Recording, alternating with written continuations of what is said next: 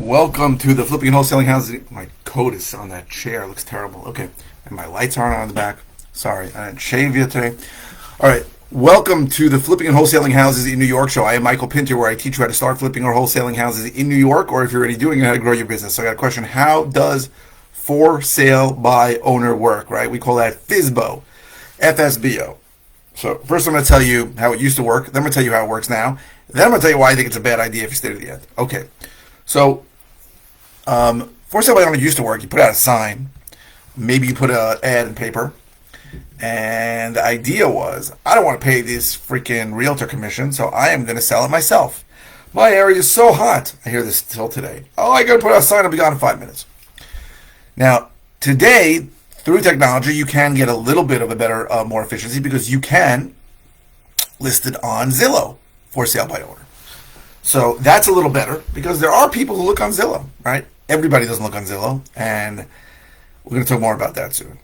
So through technology, which has made my business, dramatically changed my business, completely changed it, and it's really changed real estate in general, for sale by owner has gotten better, right? Just to give you an example, 25 years ago, not that long, 30 years ago for sure, before the internet, if you had an amazing property for a great price, you put out a sign and you put an ad in the paper. If someone wanted that, if they never read the paper or never drove by the property, you were out of luck.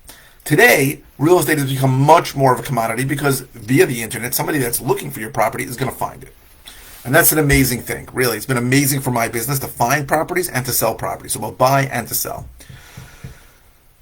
Okay, so now we've established what for sale by owner is and how does it work. It works that you put it for sale and then somebody comes to you and says, hey, I'd like to see the house, and then you have to let people in who you don't know, who could kill you and steal from you, which is not the problem that I'm going to get into. You don't know who they are. You have no real way to vet them, right? You're foolish if you think I'm going to ask for ID or things like that. It doesn't matter. I can show you a fake ID and pull out a gun and shoot you in the head. It's very easy. So you're letting people in that have absolutely no qualification whatsoever. It may be your neighbor. Now, let's be honest. When you're going to show a property with a realtor, the same thing can happen, right? People can come in who you don't know. The idea is that most of the people that are going to come in are coming in with an agent that represents them, and they're being vetted in some level by the agent that you hire. And if anybody gets killed, it's your agent. It's not you, right? But for sale by owner, we don't know what's happening. So it's less of a less control on a situation, less. Because of, obviously no regulation whatsoever, and because of that there is less control.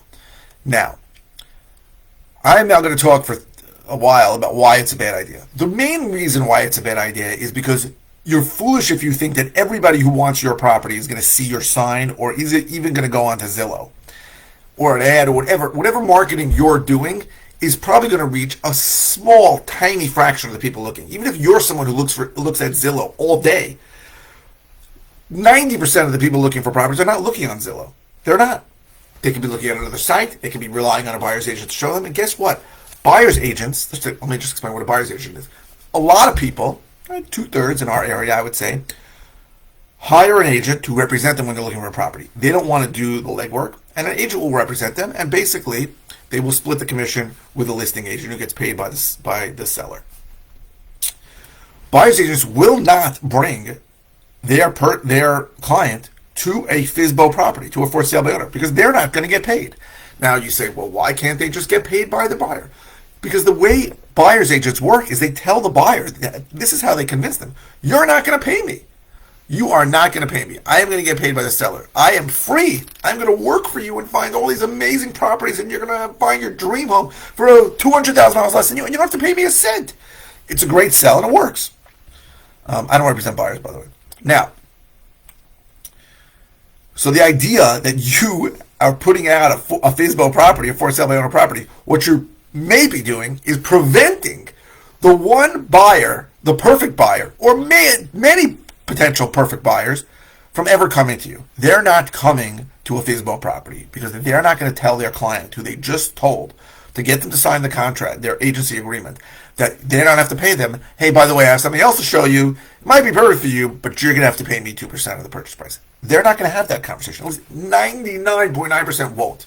Now, I just said I don't represent buyers. Ironically, I was going to buy a property. The guy really wanted to sell it to me. The only problem is he didn't have any place to go. So I said, I'll represent you as a buyer. I'm not going to charge you. And I found him a property. Now, think about this for a second. It wasn't a FSBO property. It was a property listed on multiple listing servers, but the buyer's agent commission was zero. Zero. The seller said, I'm not paying more than X, and the seller's listing agent said, I'm not going to split that with somebody. And I brought my guy there. It was a perfect deal. It was priced well. I almost couldn't believe that it was out there for that price. The reason why it was still out there is because no buyer's agents were bringing people to this.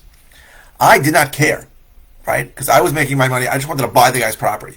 So to give you an idea of how important buyer's agents are, just think about this. This property is in Massapequa, super hot area, great property, great price, sat there for 4 months because buyer's agent commission was zero.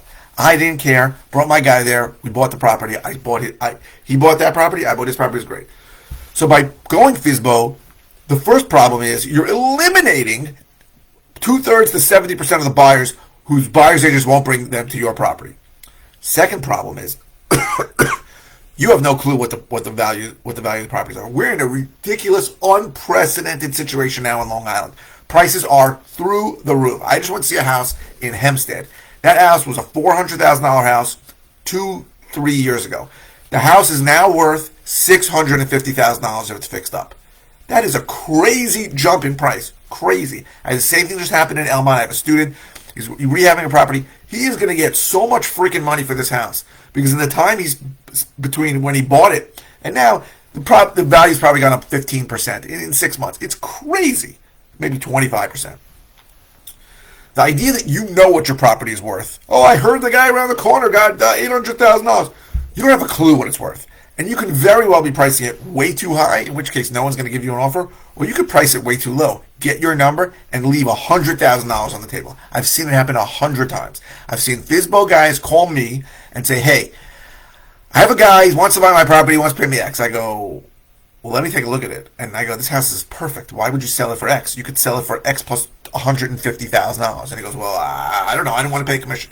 So to avoid paying 3 or 4% commission, he left well over $100,000 on the table. And you'll never know, right? You can have a number in your head, which is wrong, and you could sell a property for that number, and then you will never, ever know whether you left a huge chunk of cash on the table because you didn't go out and show it to the most buyers. So the way to sell your property is only one of two ways. The first is if your house is okay, you don't have any issues, you don't have a time issue, you don't have a municipal issue, so no open permits, violations, unpermitted additions, nothing like that, and you can wait to be on a buyer's timeline, and you don't mind if the possibility that somebody can jerk you around for a few months and then say, I'm out of the mortgage, then you should list your property with an agent. I'd love you to list it with me, but you can list it with anybody. Then you know you'll get the most money. How do you know that? Because you've shown it to the most potential buyers. You've really allowed the efficiency of the marketplace to give you the most money for it. Now, is it possible that you missed out on the one buyer would have paid you more? The efficiency of the market at the time you show it. Now, if you have any problems and you cannot sell it that way because you don't want to be in a buyer's timeline because you have municipal issues because the property is not mortgageable, right? Bad condition, lots of cleanouts you don't want to deal with, some kind of way that you want to give up some money for the certainty and convenience, and you can sell it to an investor like me. I buy properties all the time, right? And it's not a rip-off. I'm not trying to rip somebody off. It's straight up trade where you're taking less money for the certainty and convenience that I provide. I have no contingencies in my contract. I have to close at the price that we agree on, and that's it. It's really simple, right? You go into Starbucks, you pay $6.50 for a cup of coffee that costs them 15 cents. Are they ripping you off? I don't know. You're paying $6 because you don't want to buy a coffee beans and grind the beans. You don't want to deal with all that crap. You don't want to buy all that stuff. You're paying for the convenience. And it's the same thing in really every transaction in the capitalist society. And it's the same thing when I buy a property from someone at a discount. They want to sell it to me and know that they're taking less money because of the certainty and convenience that I provide. Those are the only two acceptable ways you sell a house. FSBO is a stupid way to sell a house. I don't care what anybody says. I don't want to pay commissions. I hear the same reason. I don't want to pay commissions. Well, why don't you throw it out on the market, put a minimum number that you'll net, and see if you can get that or more after you pay commissions. That's my thought on FSBOs. I think they're stupid. I think you're eliminating a lot of buyers because buyers agents won't bring anybody to you. And I think you'll never know if you sold it for the most money that you can. I hope this was helpful. If you're interested in all the ways I can help you, go to howtoflipnewyork.com. If you are interested in a course I have that teaches how to do what I do, go to howtoflipnewyorkcourse.com. I just started a new podcast with the great Greg Helbeck. What's that? New York, what the hell is it called? I should know this, right? I have it open. New York Real Estate Investing Show, available on iTunes, Stitcher. If you're interested in one-on-one coaching and finding out more about it, go to coaching.howtoflipnewyork.com. If you're watching on YouTube, please subscribe. If you're watching on any channel, please click the thumbs up. The likes really help me. And what else? Oh, keep the comments coming. I post 5 times a week. I don't always know what to say. You could ask any question. If it's a simple answer, I'll just reply with an answer. If it's something I've covered before, I'll send you links to the videos. And if it's something new, I will do a new video on it. So thank you very, very much for watching. I really appreciate it.